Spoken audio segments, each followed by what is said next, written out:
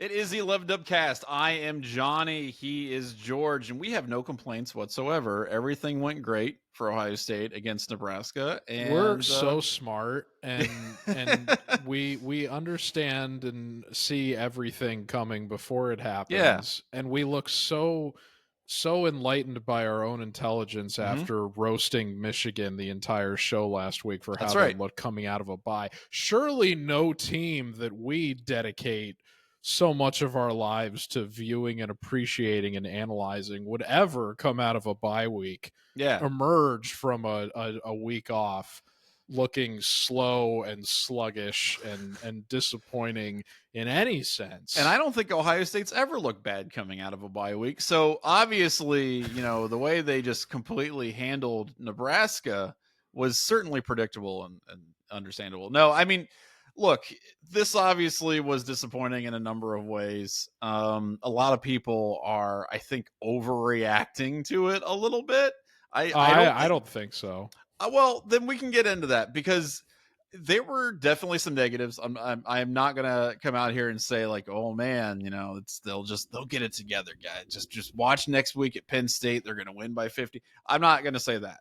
There are some serious issues that need to be addressed. However, I also think there were some pretty clear positives, especially where the defensive side of the ball is concerned. There were issues that needed to be addressed. And it looks like they were addressed, at least as far as Nebraska goes. I mean, is Nebraska Oregon on offense? No, but did they look a lot better in some respects? I would say yes. So we can talk about that a little bit.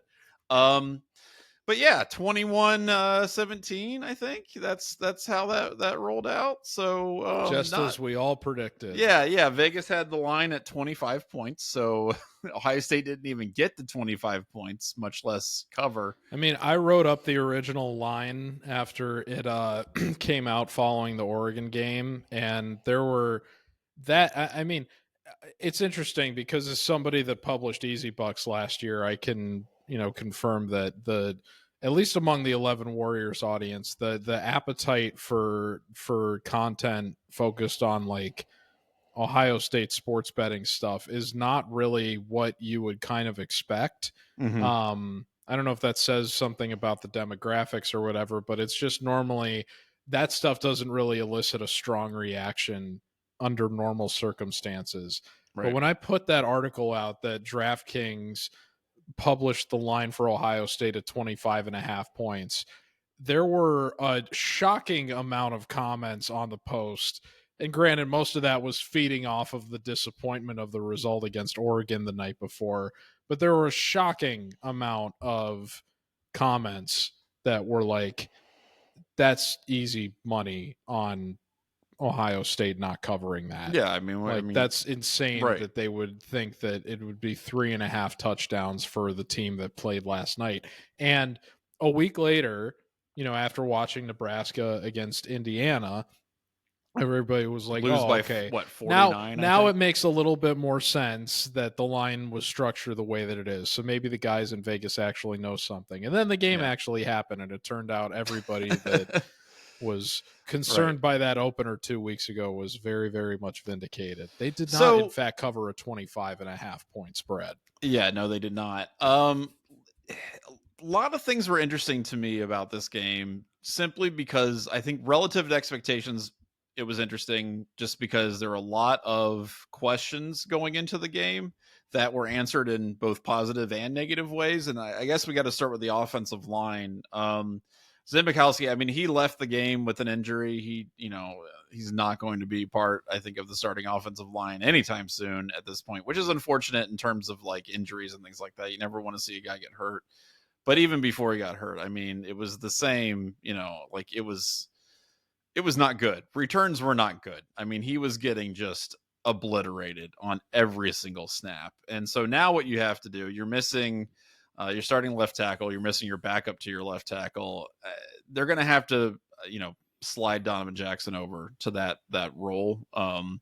Tegra Chabot is probably going to have to move over there on that side as well, just kind of shore it up a little bit.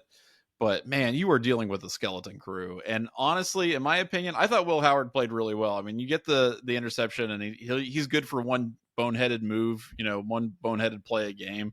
But I think overall, given the fact that he was running for his life constantly and was afforded very little protection, I thought he played pretty well. I thought He he did only a good missed job. 3 passes the whole game. Oh my God. And like the bombs he was, they were beautiful. Like he did an incredible job.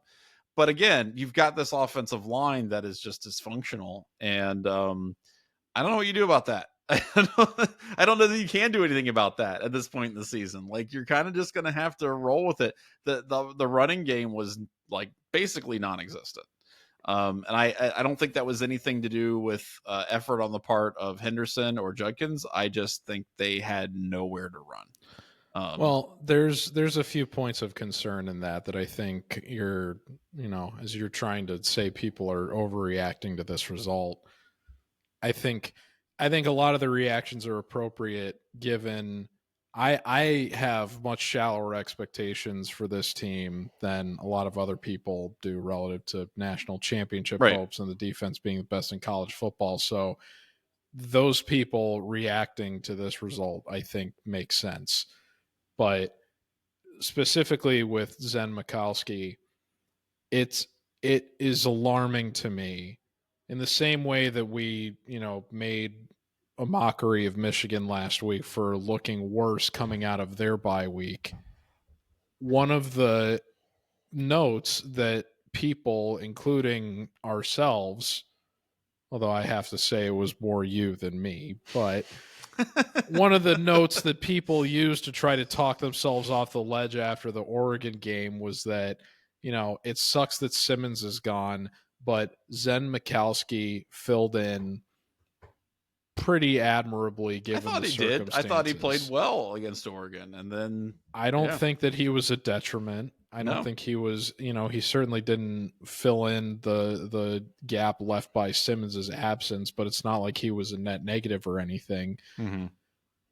But that was a circumstance in which that guy was playing in injury relief and didn't really have time to prepare for the situation. Even though he was prepared for the moment, he still didn't have he didn't go into that game, I think, thinking that he was going to be basically the starter for the second half of it, or at least a big share of the game. Yeah. Then he goes into the bye week. He comes out of the bye week knowing that this is going to be his job for basically the rest of the season. And he's borderline unplayable. Yeah. Against an opponent that on paper is not as formidable of a challenge as the one that he was facing under much more dire circumstances 2 weeks ago. Mm-hmm. I don't know if that is on the player. I mean, you can say to a certain extent it is, but then that doesn't explain, like, if it was really him being that bad, then he wouldn't have filled in as admirably as he did in the Oregon game. Yeah. I think that says more about the coaches not having that guy prepared for that role, that coming out of the bye week that he looked as dreadful in that position as he did. Well, yesterday, I'll tell you what, on Saturday. And it doesn't make me feel Right. good about the next man up for whoever is going to end up having to take the role. Even if it's somebody who's already proven to be talented sliding over on the line, I don't have any confidence. And our biggest thing going into the season was what's going to happen with the offensive line. And now I don't want to say it's the worst case scenario because there's still talented guys that are going to be out there. But obviously, anytime you have to go to your tertiary option for any of your starters, it's a less than ideal situation. And I don't think this coaching staff, the guys that are supposed to put these players in the position for success, are necessarily equipped to do that given what they've demonstrated.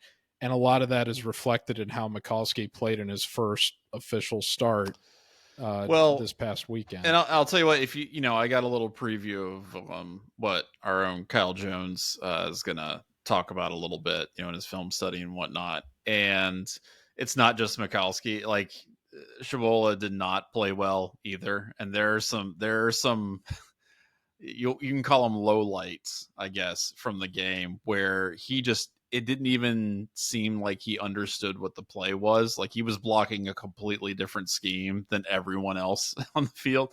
So like that, to your point, that comes down to coaching, right? Like that's a coaching problem.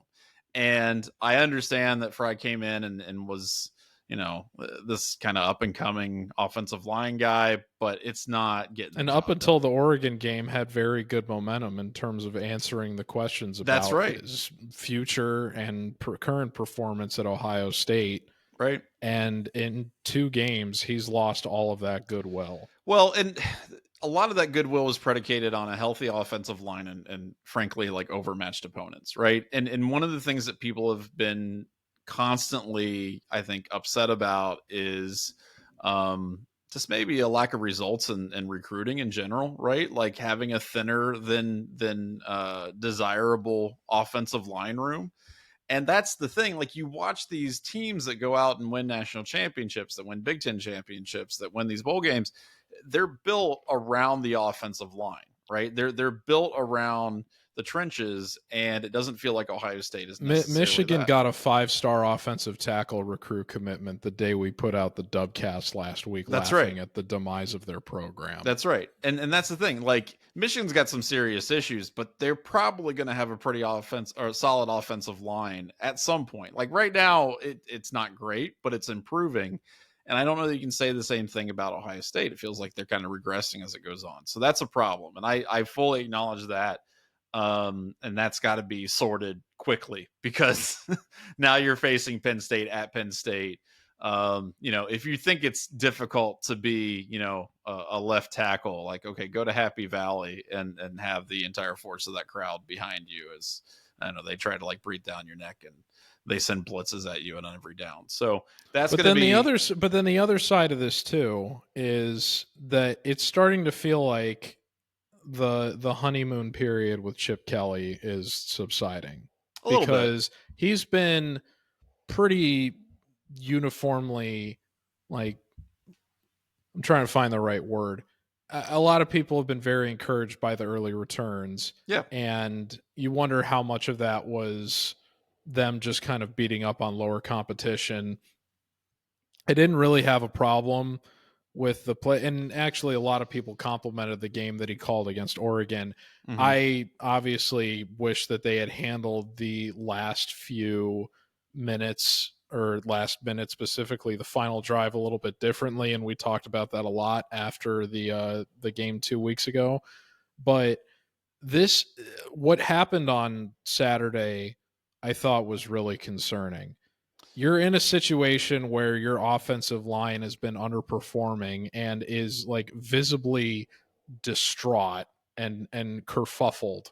Mm-hmm. In a kerfuffle, confuddled in a kerfuffle. There you go. And you have a guy in Will Howard who, he did throw the one bad interception on a deep ball attempt against Nebraska, but also made like 2 of the 5 best throws he's had all season on 2 of the touchdown passes that he threw.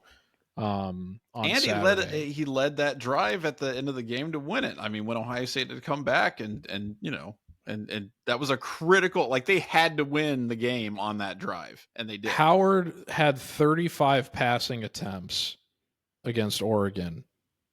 He missed 3 throws against Nebraska, and he only threw the ball 16 times. Well, let's talk about that because that's the thing. Judkins, Henderson, and Howard all had at least 8 rushing attempts on a day that the offensive line couldn't get anything done. Well, I want to talk about that because that was the stat that I thought was most astounding from the entire game.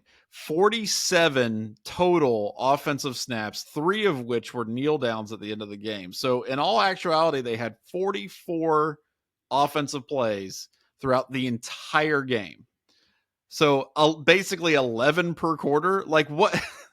That's not functional football. And I don't know that that's a result of anything that Ohio State was doing or kind what of Nebraska was doing. We expect out of Michigan. Well, that's what I'm saying, man. And like, if you're going to do that, fine, but you better hit like 100% on your drives. You know what I mean? Like you've got to score on every drive, and it doesn't mean that you have to have a touch on every drive, but you have to be successful on every drive. And that, again, that goes back to the offensive line. You've got to have an offensive line that can sustain something like that. So I was surprised, and maybe it is a result of injuries on the offensive line, but I was surprised they didn't go more to the hurry up. I thought that would help them out a lot and mitigate some of the pressure that they were getting on Howard. I thought it, maybe would help them even in the running game, and you didn't really see a whole lot of that.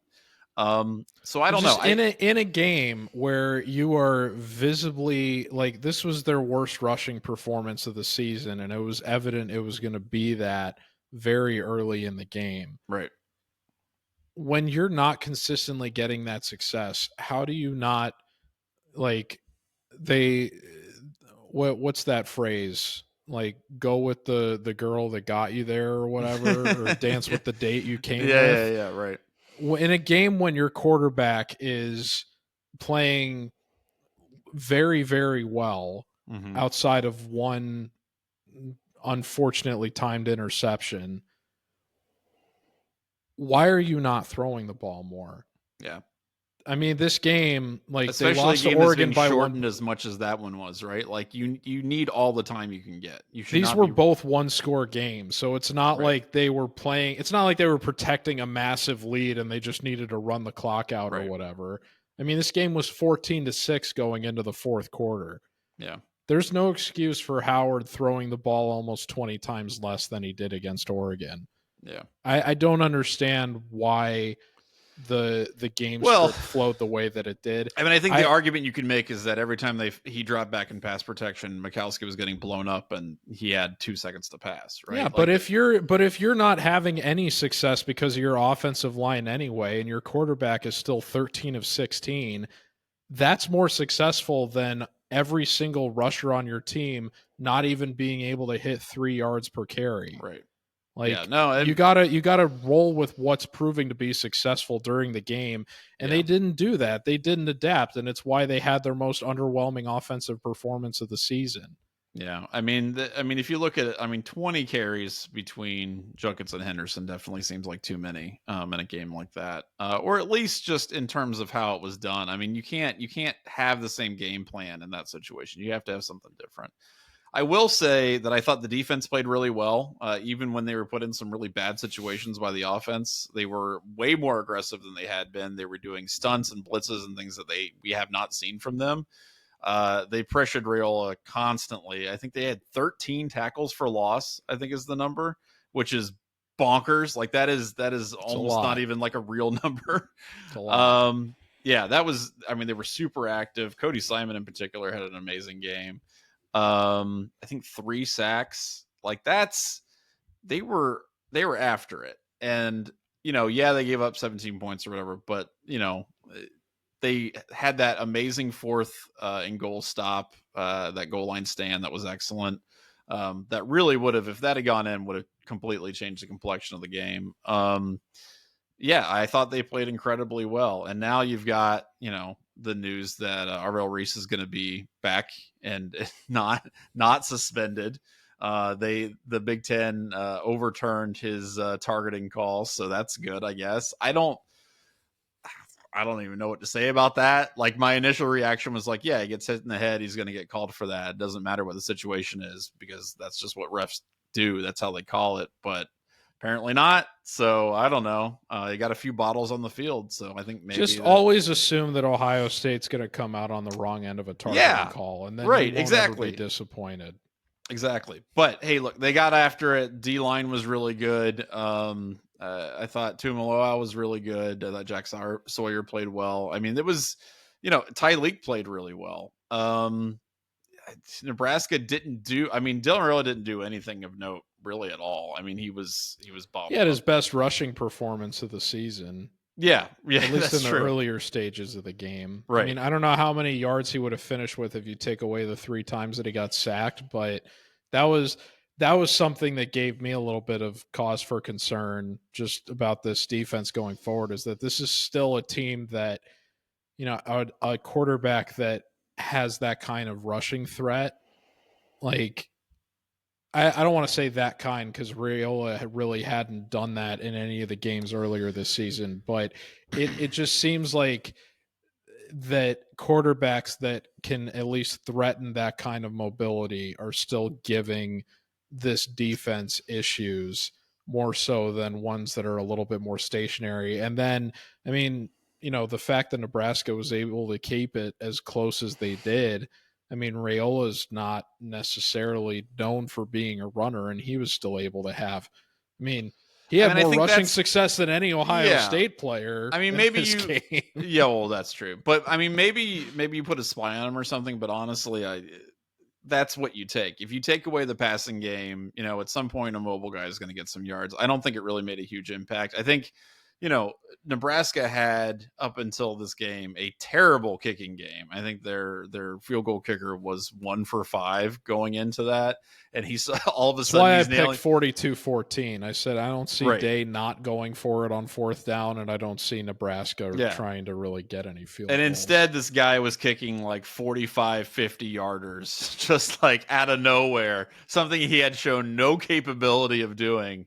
And then that's what kept him in it. He just kicked these 4 or these 3 really long field goals. This game was just so funny because Ohio State was bad for all the reasons we expected them to be good, in all the areas we expected them to be good, and they were good in all the areas we expected them to be bad. Yeah, I mean, look, Nebraska didn't get a touchdown until like 11 minutes left in the game. I don't know. It's hard for me to really critique the defense on any real way because I thought they played really, really well. And they showed that they had a ton of depth in the secondary as well. I think everybody, Lathan Ransom was a guy, he could have played if he absolutely had to, but they kept him out. And I think the guys who filled in for him did an excellent job. So that's good to see. I mean, if you want to talk about where there is depth on Ohio State's roster, I think the secondary has got it in spades. I will say this.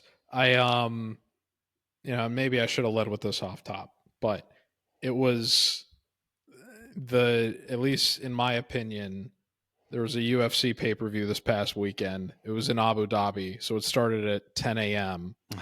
Eastern. Right. So I was watching.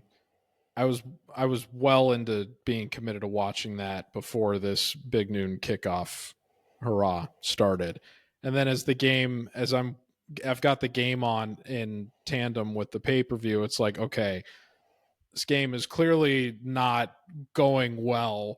I'm staying invested in what I know is going to be one of the most entertaining UFC events of the year, as opposed to, putting any more faith or commitment into this game or whatever. But the pay-per-view eventually ends sometime during the 4th quarter. So I was able to at least commit myself to more closely watching the final stages of the game. So I can't, I'm generally just going to have a less rosier outlook for the defense because most of Nebraska's offensive success came in the latter stages when of you were watching, when I was actually paying attention. The one thing that really, really just kind of like, and again, it goes into the thing of like, oh, all of our expectations got defied, not only for what we thought Ohio State was going to be good at, but what they thought they were going to struggle with. When Nebraska's threatening to score and it's like 3rd down and 7 and Jim Knowles dials up like a 6-man blitz and Nebraska is able to get the sticks. Mm-hmm. And the last 2 weeks I've been talking about how, Knowles was too aggressive his first year. Now they're not blitzing now enough. He's a wuss. Now they're not blitzing enough, and the pass rush is suffering for it, and they got to figure out how to fix that. And, I'm not going to tell them how to do it. I'm just going to criticize them if it doesn't actually get done. After the fact. And then they're in this situation where it's like, I just want you to protect the sticks. Yeah. Make them kick another field goal. Just don't let them get in like resolute scoring position. And that's exactly what they let happen because they blitz in a situation that they otherwise should have just been protecting the sticks. Right. And I was just like, I hate that I've been so critical of Knowles and then this happens and it's like, another situation where they just did the wrong thing. Right. I just like, Because it's like, you know what, if it works, then it's like, oh, you look like a genius. But if it doesn't, Sure, yeah. then it's just another point that you can Well, criticize. So I think that just it calls there's so many into, situations where we just don't get it right, and it yeah, well, bothers me so it calls into much. relief. It shows how much of a gamble defense is sometimes, right? Like when you really, like, you are hoping that you pick the right call for that situation, and if it works out, you look like a genius. If it doesn't, you look like an idiot. And that doesn't necessarily mean that you're bad. It just means that maybe you got. And I don't know that, you know, I think as far as like the Oregon game went, I mean, yeah, there are some clear things on defense Ohio State should have been doing that they weren't doing when it came to putting pressure on Dylan Gabriel. In this game, I think they learned from that and they put a ton of pressure on Dylan Gabriel, and it worked. Like, it worked really well. And so I don't know. I think going forward, and you talk about with the Penn State game, for example, they got to keep that same mentality. I mean, especially when you've got an offense that will, in all likelihood, be struggling. I think you have to be super aggressive. I think you have to go after these guys. So I think we don't know who's going to start a quarterback for them yet, but I would think that guy that played in relief of Aller is going to give them, honestly, a more difficult. I think just because there's less film available on that guy, he's probably going to give them a more difficult look than Aller would. Now, we have history of Ohio State, Penn State, where that you would think that the guy in relief is going to presumably give more problems than the starting guy relative to Hackenberg and Will Levis. And we remember how that played out. But I think just based on what happened in Penn State's game in Wisconsin, where they were playing pretty tight for most of it, and then finally started pulling away when Aller didn't come back, I think that that's probably a good case for that guy giving their offense a bit more of an oomph than perhaps what Aller was going to provide them. Penn State's been a really weird team this season. I mean, they have all the talent in the world, but they've also played a lot of teams really close for reasons that, you know, just kind of befuddle me a little bit. I'm still more worried about Indiana than them. Even coming out of this game with Ohio State having to go to Happy Valley next I don't think week, that's a crazy thing to say. I think that's a totally reasonable thing to say. Everybody's been saying no, because when I said that, everybody was like, Penn State is easily the opponent I'm most concerned about the rest of the way. And it's I mean, no. With what Indiana's been doing, I think people got to put some respect on their name. And we'll talk about that actually in a second. But Matt Rule actually very cutely, somebody asked him after this game, who's better between these two teams? And he's like, I'm not going to say. Shut up. I'm not going to answer. That's right. Which is the most, like, the fact that you just won't say it says everything. Yeah, of course. Yeah, of course it does. Of course it does. I can just look at the score lines and guess. Yeah, we'll talk about if you don't say anything. That's right. We'll talk about Indiana a little bit more in a second. But before we do that, we got to do Ask Us Anything, and we have to do a quick plug for the dry goods store at 11warriors.com. Drygoods.11warriors.com. Shirts, hats, stickers, all kinds of great stuff. Check it out. Lots of good things out there, and honestly, maybe some surprises for the last weekend in November. So we should check that out. And one more, as long as we're going over Dub brand and stuff, we hope everybody had a nice, safe Dub date. Well, and returns were pretty good. I know they kind of screwed up the signage. They reused the one that was there last year for some reason, so it was 11 instead of 12. But it looked like a banger. I'm sorry I wasn't able to be there. And really, the ultimate thing that we can take from this past weekend is that Dubgate remains undefeated. So that's what really matters. If you were there, thank you so much for showing up and helping support the Special Olympics, because that's great. Let's do Ask Us Anything. We want to remind you that you can ask us literally anything by sending us questions to dubcast@11warriors.com. Let's go ahead and get started. First of all, my favorite question of this week was from Alfred, who just put in the subject header Michigan and then didn't write anything in the actual text of the email. So, yes, Alfred, Michigan. That reflects what they have on offense. That's right. Nothing. This next one's from Jen, who says, "Hi, fellas. What is the best Halloween costume you've ever had, and what is the worst?" So okay. I have two different answers to this question, which defeats the purpose of the word best, but I feel obligated to mention both of them. Okay. So my icon in Slack I don't know if you've noticed, Johnny, is me wearing a dead mouse head. Yes, right, So yes. I bought that many years ago in advance of going to a dead mouse concert, but I also bought it because I said this is well enough made that I'm never going to buy another Halloween costume. Yeah, if it's I will cool, just yeah, I wear this mean, every year on Halloween for the sure. rest of my life, and it'll be a banger. And so that's what I've done. So There you go. um, it's I unfortunately I've we're a couple days out on Halloween, and it's in need of some repair that I haven't really gotten around to. So I don't know if it's going to make an appearance this week. But when I worked at BMO Harris as a relationship banker, I did wear it on Halloween for like, so I'd be That's sitting at pretty my good. desk waiting for clients to come. I wouldn't wear it when the clients would come in, but I did do a couple photo ops in my my banker three I like piece that. suit while wearing the mouse head at work. So that was, I used to get a kick out of that. But even though I would say that's like, adult, probably as an adult, that's the only costume I've ever had just because it's always a hit. The best costume that I ever had was when I was in kindergarten and the Pokemon craze was in full Oh, swing, sure, yeah. and everybody wanted to be Pikachu, and even I wanted to be Pikachu.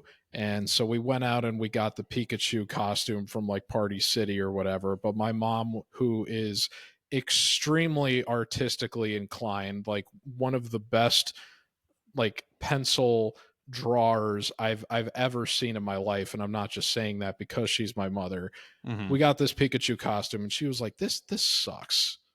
I can do we can do so much better than this." Yeah. And so my mom, bless her, she created instead of saying, "Okay, everybody's going as a Pokemon for Halloween, Right. but you are going to go as a Pokemon card."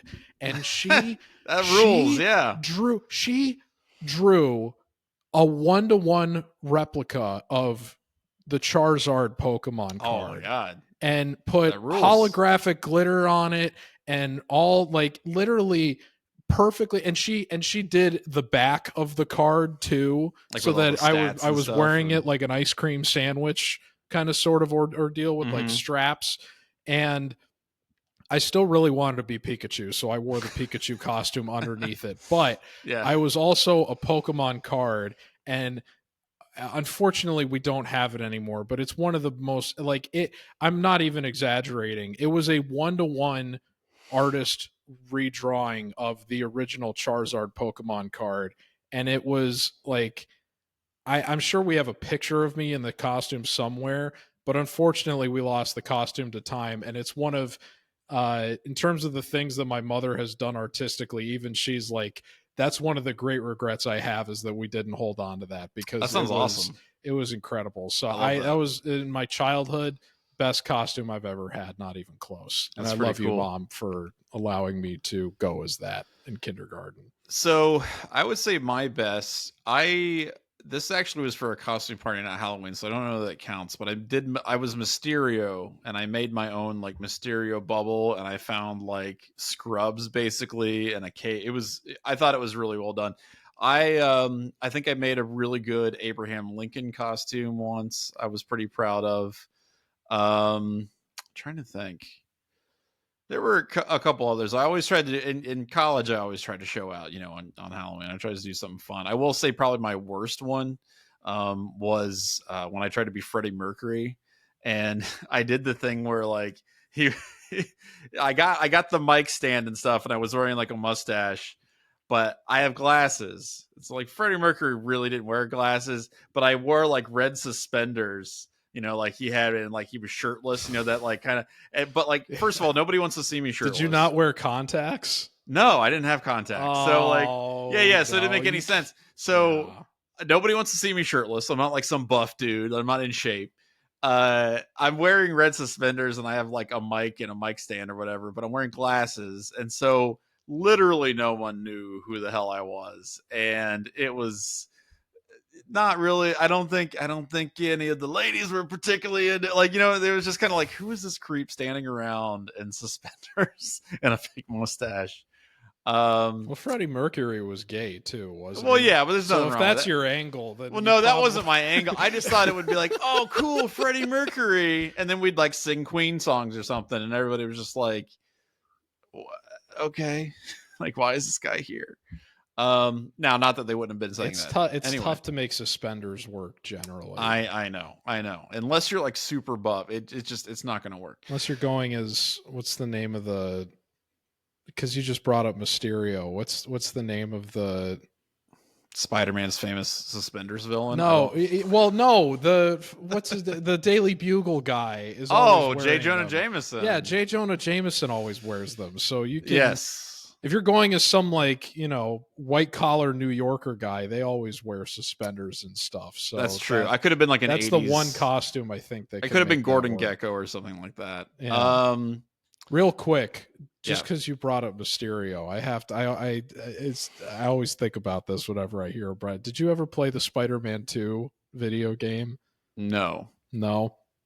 And that's my favorite boss fight in any video game ever. And it's when they tease this fight with Mysterio the entire game. Yeah. He puts you through a bunch of like psychological challenges and has you fight goons after goons, and you never actually get to fight him. And you're like, oh my God, this guy is so annoying. I just want to punch him in the face. Right. And then finally, and apologies if I'm spoiling the Spider-Man 2 PS2 video game for any of you people. PS2, I think you're good. I think you're clear. But you finally, on some just one-off, you get like a random call for a mission that like some guy's robbing a convenience store. Yeah. And then you get to the convenience store and it's Mysterio.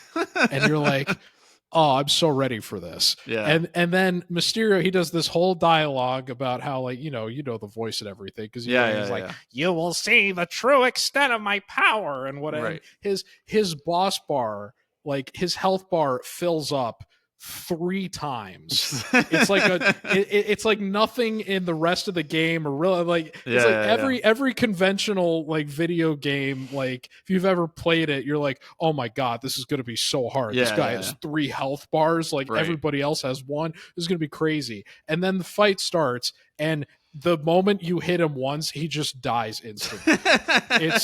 it's the greatest. That rules. It's the greatest setup and payoff for any boss fight in any video game I've ever played. I love that. Because he's just obnoxious for hours on end. Right. And then you finally get to fight him and you just immediately destroy him. Mysterio is straight up like my favorite Spider-Man villain, in part because of stuff like that. Because he's just like, he's just a jerk. Like he's just a POS and he's not like, he doesn't want to rule the world. He just kind of wants a bunch of money and he just like, wants to be annoying. He just wants to be annoying. Like I love the commitment to the bit. This next question here is from Kevin, who wants to know, is Makenna Webster the best athlete at Ohio State? If you're not familiar with Makenna Webster, which you may not be, that's okay. Makenna Webster is on the ice hockey team, but also on the field hockey team. Kevin's actually written about her. I think for Apex Sports is where he's writing for. So she's been doing all kinds of like back and forth with like field hockey and ice hockey. I think that's pretty cool. I don't know how many. I can't say whether she's the best athlete at Ohio State, but I don't know how many two-way athletes there are actually anymore. Like it used to be, I think, way more common, and now it's like, because these sports are so highly specialized, I think it's becoming a lot more rare. So, she's doing pretty well on the ice hockey team. I wouldn't say she's one of their best players, but she's still very good. And then I know she's a transfer actually from Wisconsin. So she's a grad transfer. So they definitely want her on the team. I'll say if she was playing like they're both hockey sports. Yeah. So it's like, they're not to take anything away from it, because obviously being a multi-sport athlete in any capacity is extremely impressive. Yeah.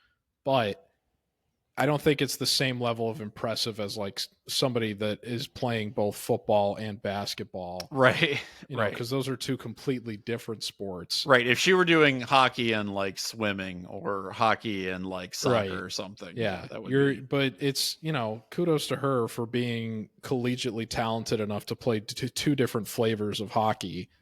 Yeah. But at the Division I level. It isn't quite the same. Yeah, but so still, my response would be, how many one-handed touchdown catches does Miss McKenna have? That's true. However, she does have Jeremiah Smith is the best athlete at Ohio State. I mean, well, I feel like I need to know a little bit more about some of the track and field people, but still, Jeremiah Smith is probably Maybe we high need to up see there. how Jeremiah Smith handles a hockey stick. I don't That know. would actually be really funny to get those guys out on the rink and see how they respond to that. Because it feels like football players are so highly specialized that like you put like a tennis racket in somebody's hand and they're just like, what the hell is this?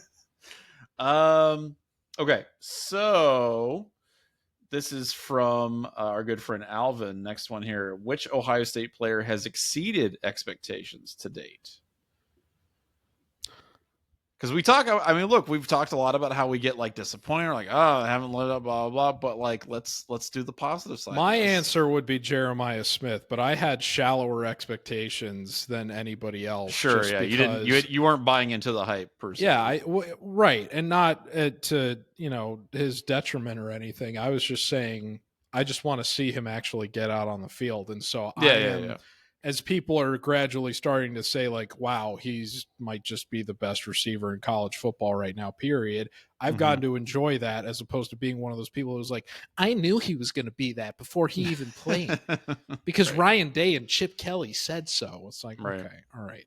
So that would be my personal answer, but I feel like that's kind of a cop-out given everybody kind of expected that from him. So, yeah, I mean, I would – if it's kind of a difficult question to answer given the game that like just took place, and I mean his last 2 weeks have been pretty rough, but I mean I'd say probably Judkins. I mean I didn't expect I didn't expect it to be a 1A 1B situation in terms of like both these guys being home run hitters. I just expected Judkins to really I thought it was going to be a thunder and lightning situation. And instead, it's just more of a perfect storm of two guys that can take it to the house at pretty much any time. And even though I think Henderson probably is a little bit better in terms of just being a dynamic receiver, I guess, even though Judkins, I think, can be a pass catcher too. I think Judkins, just because the wear and tear with that guy is presumably less than the exposure to injury that we've seen with Henderson, even with the fact that the guy just had to get surgery on his broken hand. I mean, I've been very, very impressed with everything that Judkins has brought in a way that I thought Henderson was going to still clearly be the top guy, and that just hasn't been the case. I think relative to my expectations, I think Judkins would be my answer as well. Although I think Will Howard has played even a little bit better than I thought he would. I didn't think he'd be as good a passer as he's been in the past, several weeks. Like he's really stepped up in a lot of ways.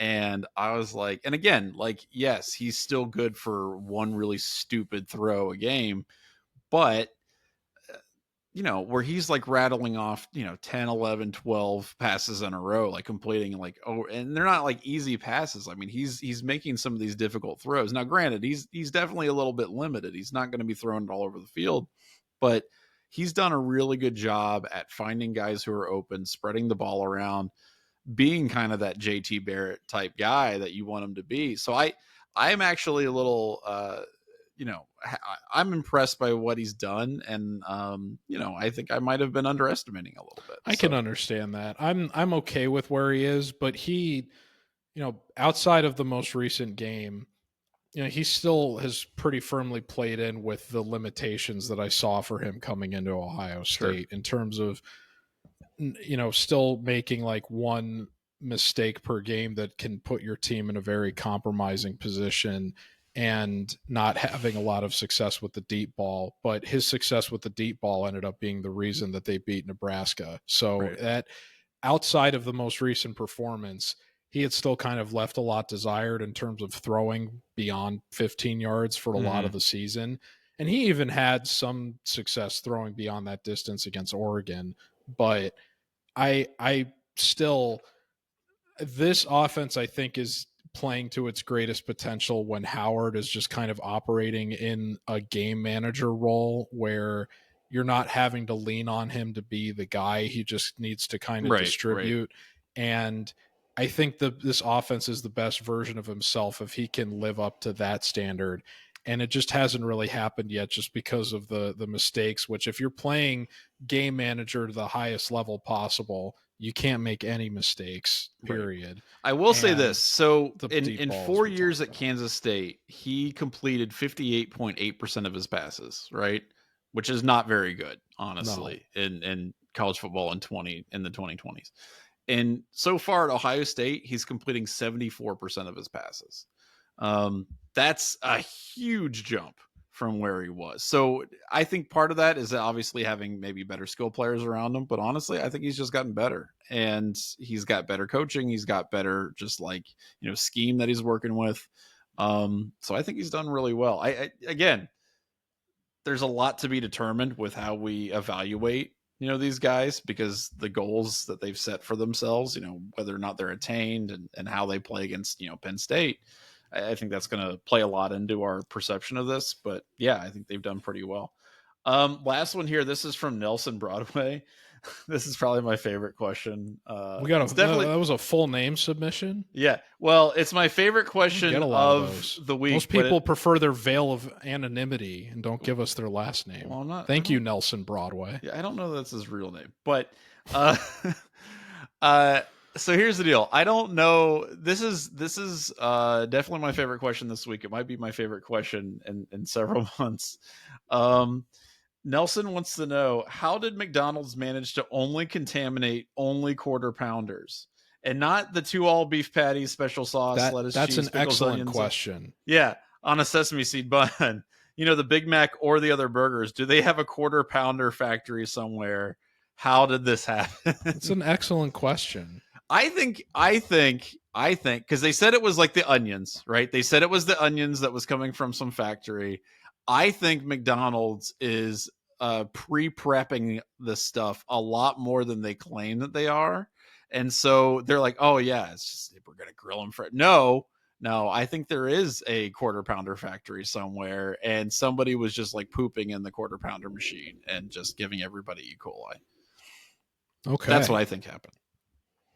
I can't speculate on this. I mean, it truly is baffling. I never go to McDonald's either. Like, and did you get the quarter pounder? You're drinking out of I asked to push the show back a half hour later tonight because I wanted to go get dinner from McDonald's. So I literally ate McDonald's right before we jumped on this show. And they were like, no quarter pounders. And you were like, I never get the quarter pounder. Here's the thing. I have a lot of opinions about McDonald's as somebody that used to weigh 250 pounds. The thing is, like 5 years ago, pre-COVID, even before 5 years ago, like the last half of the, what do we call the 2000s the aughts? What's the 2010 to 2020 decade? What are we calling that? Miserable. No, okay. I don't know. The last half of the miserable full decade, as Johnny likes to refer to it. No, actually 2010s were fine. I mean, they weren't great, but that was, if you'll recall, McDonald's was advertising that they were making their quarter pounders fresh, and they had a lot of like exotic artisanal offerings. They had this absurdly good like smokehouse bacon barbecue cheeseburger that was incredible, that hasn't been on their menu for years, that I'm devastated they took away. But they were doing all these like premium offerings in their menu, and they were making a big case about, we're making our quarter pounders fresh now, so we encourage you to try them. And then eventually that advertising just went away. So at some point they stopped making them fresh after they started making them fresh for some reason. And now we're in the position where they're getting E. coli in only this food somehow. So they have lost their way. Yeah. Not only that, they recently, and I haven't tried it, but are you familiar with the review of the week? No. Guy's like a big meme. And he does is he the guy who like sits in his car and like? Yes, he's the guy. He's the guy that says my disappointment is immeasurable and my day is I'm thinking of a different guy, but he's the guy in the suit, right? Like he wears the suit and reviews like really crappy food. He reviewed their chicken Big Mac that they just started offering, and he was like, Why would anyone eat that? That sounds Well, to your point, he ate it and he was like, I'm blown away at how disappointing this is. Because he said the Big Mac is great.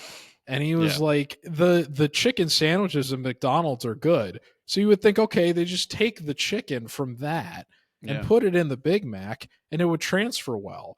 But he said the chicken that they use in these is like, it's well below what you would expect from the chicken sandwiches that you get at McDonald's. He's like, I don't understand how this came out as bad as it did. It sounds like the driest possible sandwich. Like, well, no, because they have the special mac sauce or whatever. Oh, I see. Okay, so they soak it in. Okay, but even then, he was like, it doesn't go with the chicken the way that you would think it is, and so their chicken is just bland, and the things that you taste the most are just like the lettuce and the sauce and the bun, as opposed to the actual meat. He was like, you take away the essential beef ingredient in the sandwich and the whole thing just comes apart. So McDonald's, after hitting peak efficiency, or not efficiency, but peak quality in the last 5 years of the last decade in terms of their menu offerings, is regressing considerably before our very eyes.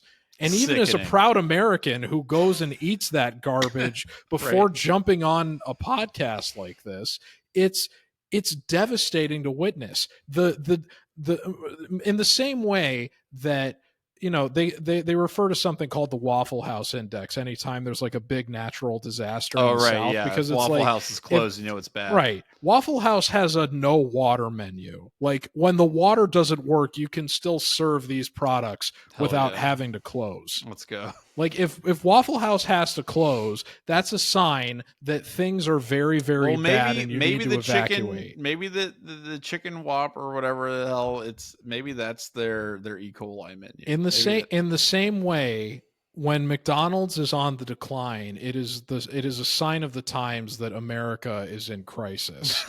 and they haven't recovered from COVID.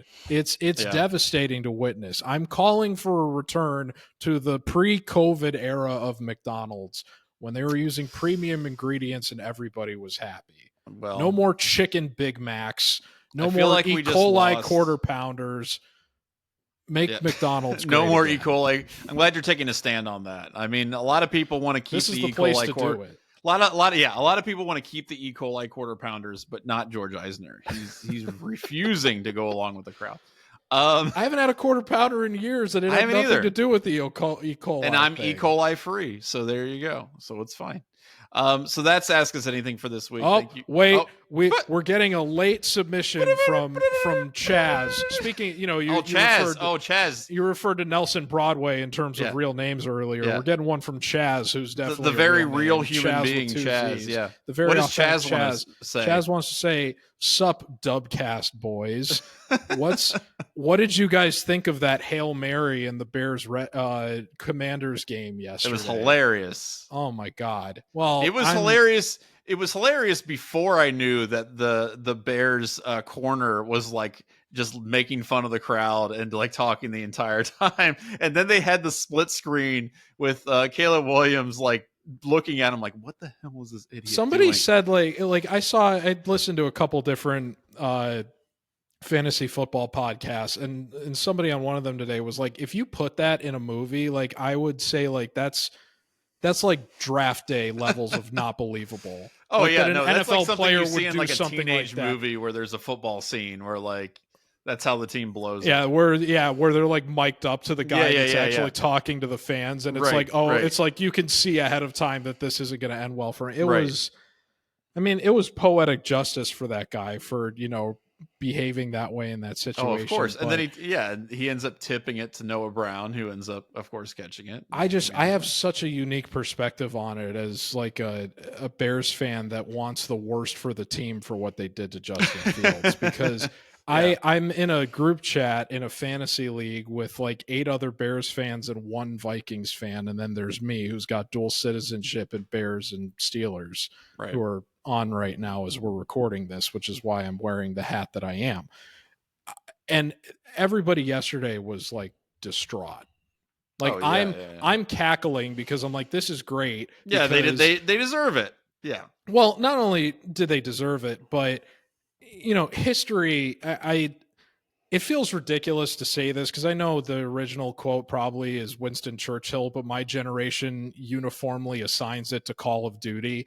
History is written by the winners. It really is. And so if the Bears win that game yesterday, the narrative coming out is that, Caleb Williams came up clutch when the team needed him most and led him to the game-winning drive and whatever. Caleb Williams was 10 of 24 yesterday. Yeah, it was terrible. He did not throw any touchdowns. He didn't turn the ball over, but he didn't do anything, and he completed less than 50% of his passes. Right. He was not good, and the Bears did not deserve to win given the performance that they got from their quarterback. And it would have been cheap, and it would have been a continuation of the momentum, the good vibes that he had coming out of their own bye week, and when they got to beat up on the lowly defenses of the NFL like the Jaguars and the Panthers. And because they lost in the way that it did, the conversation totally flips to Jaden Daniels is like so good. Oh my God. Which he was already getting anyway, but that momentum just went into hyperdrive because of the fact that he just won the game on the Hail Mary. I'm so happy for Noah Brown because it felt like ever since that Oklahoma game where he had 4 touchdown passes at Ohio State. I remember back then he was like Ohio State's wide receiver 4. And it's that was his biggest moment in college. Yeah, and it's like, if this guy's that good, how good is the rest of this team potentially going to be? Right. And he just never really had anything close to that kind of success again. He's had a nice little NFL career. He's bounced around a little bit. Yeah. He's been a journeyman, but he's never gotten to have any kind of moment, significant highlight success the way that he did in that Oklahoma game. So for him to get to be the exclamation mark on that crazy sequence yesterday, it was another thing that as a Bears fan that wants the worst for the team, it was like, I'm so happy that of all the people that could have caught that, it was Noah Brown. Yeah, so it was cool. I feel I have a lot of conflicting emotions about it, but most of it was just me saying, I got to have a laugh at this. And it's great because it fits the agenda that I want to push about the Bears relative fields. It was karmic retribution from the football gods for their betrayal and the unabashed worship of golden calf Caleb Williams. This is how the football gods punish you for your betrayal of actual talent that exists in the flesh like Justin Fields does. Well, and it'll come back to bite the Steelers too, eventually. Right. Thanks to Chaz for writing that in, a real person who exists. So that's Ask Us Anything. Keep sending those questions into dubcast@11warriors.com. Quick rundown before we get out of here of national stuff. Indiana, 8-0 for the first time since the Lyndon Johnson administration. I know they Ohio won State's their first ever college game day appearance, which, given Corso coached at that school, is kind of unbelievable. They had never been there before. I know Ohio State's got to play them before Michigan, and of course during that week I'll be nervous and want them to lose and everything. But I love the fact that Cignetti has got them just like rolling. There's excitement there. They're playing well. Even when Rourke went down, and they didn't miss a beat. I mean, they're a team that I think is still really, really dangerous and a lot of fun to watch. And I'm, screw it. Like they're my second rooting interest here in the Big Ten. If Ohio State's not going to get it done, then I want to see Indiana just basically. It's kind of a cliche. Everybody. It's kind of a cliche in football that like teams in some respects take on the attitudes of the people in charge of them, but I think there's a lot of truth to that.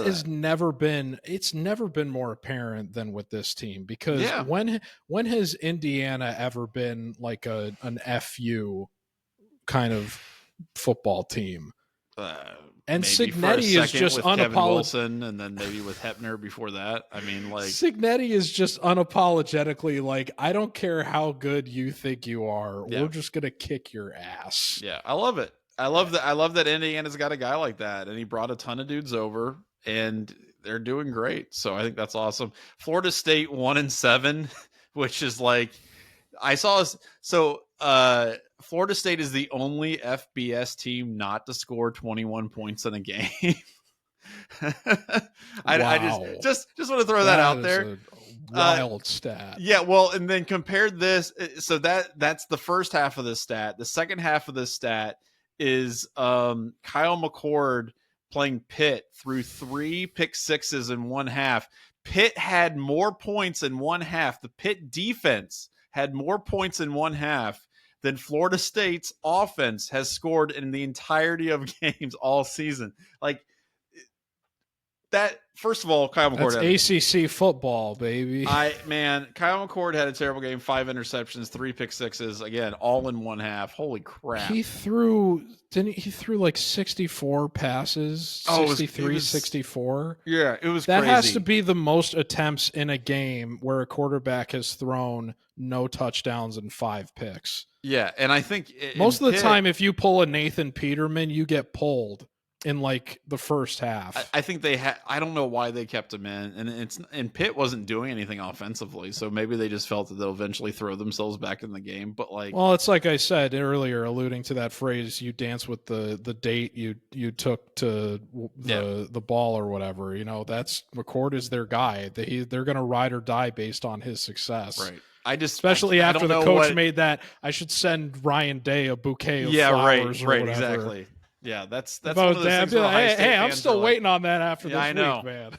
And Ohio State fans are like, okay, just wait, and then that's eventually what you're going to get. I mean, McCord never had a game like that at Ohio State. Oh God, I mean, that was that was rarefied levels. It's very rare that you see a quarterback complete more touchdown passes to the other team. Yeah, that was pretty. That was rarefied air of bad.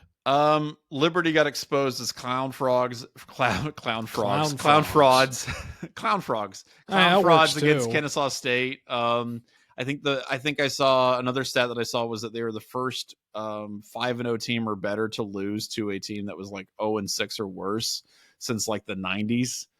Virginia Tech lost to some team I've never heard of, I think. But yeah, I don't know why anybody would ever rank Liberty. They play these tomato cans to boost their record, and then when they finally have to play a team with any kind of pulse, they get annihilated. Because every team that's undefeated has an argument to make the playoff now. So and that's what they're trying. Yeah, exactly. They want that street cred and try to get into the playoff.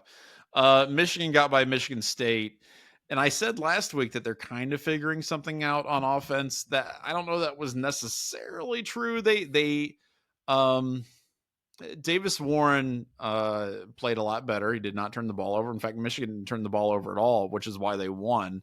They could not get anything going on the ground. I mean, Donovan Edwards and Callum Mullings combined for something like 40 yards on like 20 carries. Like, they were really terrible. But they weaponized Alex Orji in the running game. Alex Orji had almost 70 yards. And they didn't turn the ball over, and Michigan State did. And Michigan State still had a chance to tie it up at the end of the game. They came 1 yard short of converting a 4th and like 7. But Michigan won. And again, are they going to beat Oregon? No, they're going to lose to Oregon by 50. But are they good enough to beat Northwestern? Are they good enough to make Ohio State fans somewhat nervous? Yeah, I think so. And so we're going to see what that looks like in about a month here. But I think people, like I said last week, people expecting this team to show up and just not know what football is, I think they're in for a rude awakening. They're going to be a lot more irritating to try to beat and defeat than I think people are prepared for. Yeah, I did think it was a bit, as much as I enjoyed having a laugh at their reaction to the Illinois game, I did think that it was a bit of an overreaction from anybody that was anticipating that they were going to lose to Michigan State, which is why I was watching the end of that game. Michigan State's not a good team either. I mean, that's the thing. Like, they've got 2 good offensive players, and that's basically it. Yeah, and I think their own fan base saying, like, this is a must-win game for us is just them kind of reinforcing that, like, wow, it's really going to bottom out if we don't get this one, because we should, in theory. That was a do-or-die game for them. Yeah, and they did. They did not die. So I'm not going to go as far as say credit to them for that, but I was watching the end of that game thinking, like, this could really be disastrous if they end up letting this slip away in overtime or something. I was disappointed. If that had gone to overtime, I think they would have lost. Because Michigan State had great momentum, but I was disappointed that the last sequence of the game, they had 3rd and long in the red zone, And so they complete they recognize it's a, 4-down territory. So they do a short completion on 3rd down to make it 4th and manageable. And then on the last offensive play Michigan State ran, they showed it on the Skycam replay. They sent every receiver into the red zone.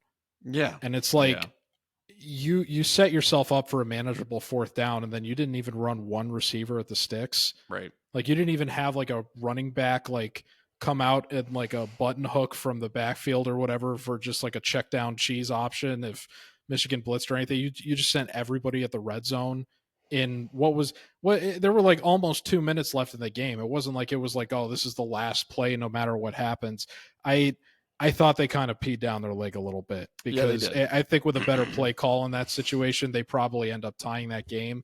And yeah, I agree with you that they probably end up winning it in overtime, but that wasn't what happened. And, Michigan survives and it's on to the next one. And yeah, they should beat Northwestern, which means they'll technically be bowl eligible, but it's going to be a lot of fun watching this team have to play the rest of the big boys the rest of the season. I got to tell you something. I'm not even talking about Ohio State. Yeah. Oregon's going to kill them, but really, Indiana, like, oh my God, I am so looking forward to it. If they had difficulty processing the emotions of the game against Illinois, just imagine what seeing Indiana shove it in their face is going to do to that. And Cignetti's like, just absolutely licking his chops about that one, as he is probably the Ohio State game, frankly.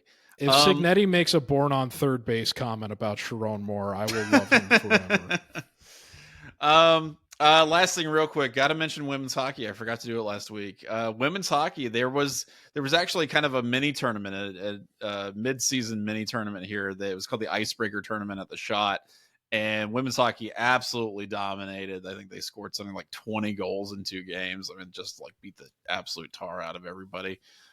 Joy Dunn is rounding into form. I think she had kind of a slow start to the season, but past few games really turned it on. And, look, women's hockey, man, continues to roll. They, stat-wise, I mean, look at, overall in like the conference, they're kicking butt. I mean, this is just a really impressive team top to bottom. And I don't know.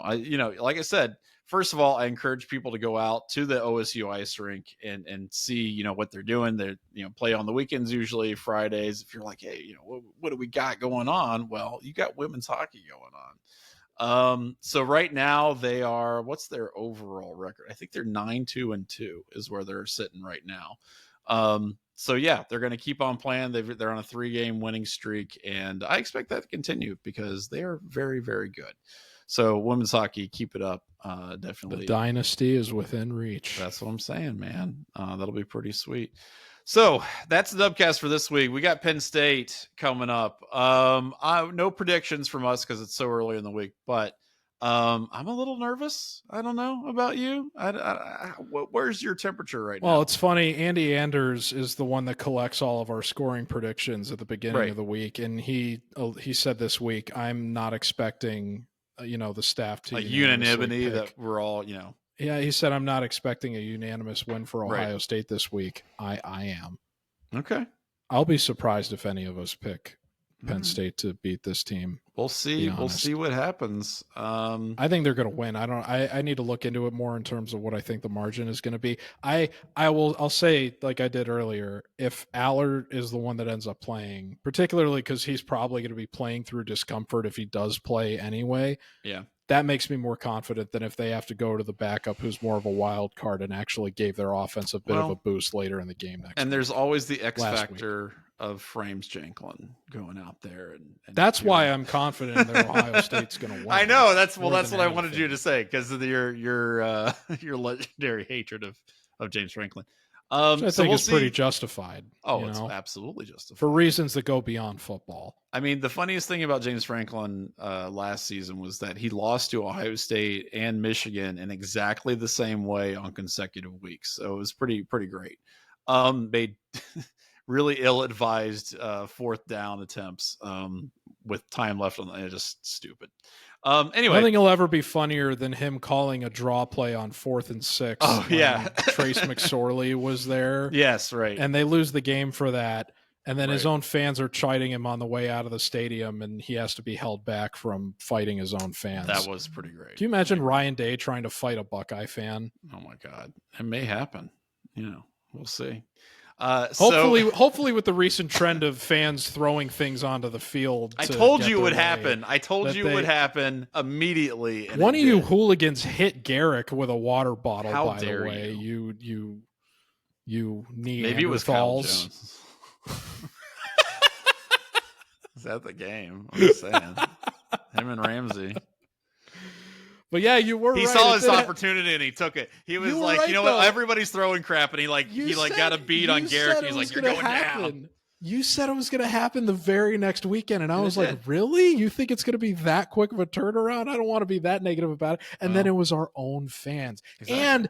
And even though it took a couple days, they got their way. Hell yeah, they did. They got their way. The moral of the story is always throw trash on the field. So Dan Hope was correct. It does set right. a terrible precedent. However, hopefully the Penn State fans throw trash on the field, and one of it inadvertently frames Janklin in the head, and that creates a Malice in the Palace situation where he goes in the stands and he takes on like 110,000 fans. Like, come on. That's exactly right. He's Leonidas. All right, so that's the Dubcast for this week.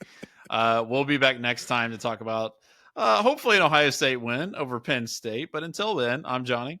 I'm George. And we'll see you next time. Take care, folks.